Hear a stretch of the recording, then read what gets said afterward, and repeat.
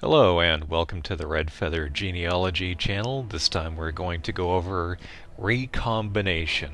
It might sound slightly intimidating, but it's actually a relatively simple process, and it's something that comes up all the time. I find myself talking to people about this, and I think maybe they don't know what I'm talking about, so I thought I should try explaining it here.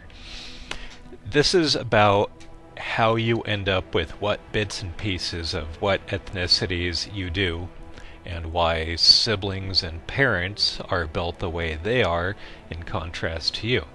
So we'll be going to this table here from a recent video where somebody is mostly European, but they've got little bits and pieces of Africa and Indians and Asians. Using myself as an example also, where I'm very, very European, but I have a tiny, tiny bit of Ashkenazi, which is to say Jewish. It's much less than 1%. I could very easily have had none of it show up at all and never know that they were in my ancestry at all. And this video is hopefully going to explain how these bits and pieces show up to comprise you. Starting out, in this example, we've got both parents. This is very simplified, and the blue, as usual, represents Europe. We're going with the red for Indian because with American genealogy, that seems to be all 90% of people want to know is where's the Indian, if any. To break this down slightly further, each chromosome has 2 strands, and you get one from your dad and one from your mom. In this case, we've got your dad and your mom, and you can see where your dad got a strand from his dad and a strand from his mom. Same situation with your mom. So hopefully this is making sense so far. To create you, each parent's strands combine randomly into one strand by the process of recombination. Recombination is not compression. For example, if your father has 2% Asia, you don't necessarily get half or 1% of that. This is something that took me years to realize, because if I'm 0.2% Jewish, I just assume that one of my parents was 0.4 and their parent 0.8. In other words, it doubles and doubles and doubles. But actually, it doesn't work at all like that because of, again, the process of recombination. So what we're seeing in this graphic here is your dad's 2 strands are merging into one, with different bits being randomly washed out to make room for the other one.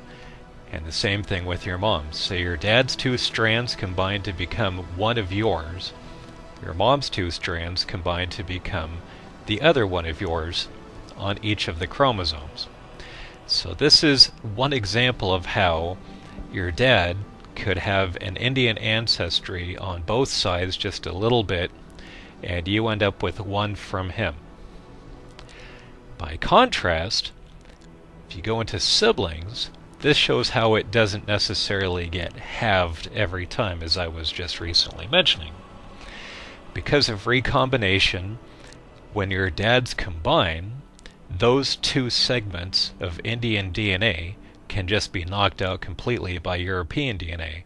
By the same token, they can continue and merge into one strand and knock out the European DNA. I'm sure none of this is very scientific terminology, but this shows how you can have one little bit of Indian DNA, your sibling can have all of it that your dad had, and your other sibling can have absolutely none of it.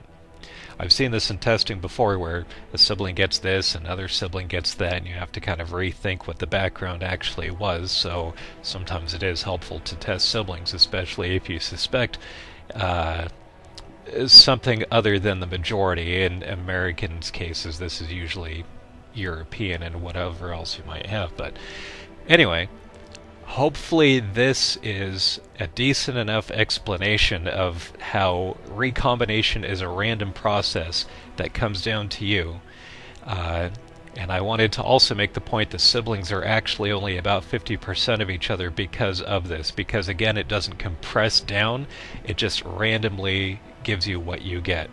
For example, I grew up around a family of 5 siblings. All 5 siblings would be 50% of each other.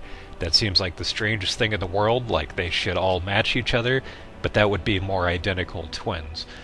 Recombination is just a mixed bag of what you get.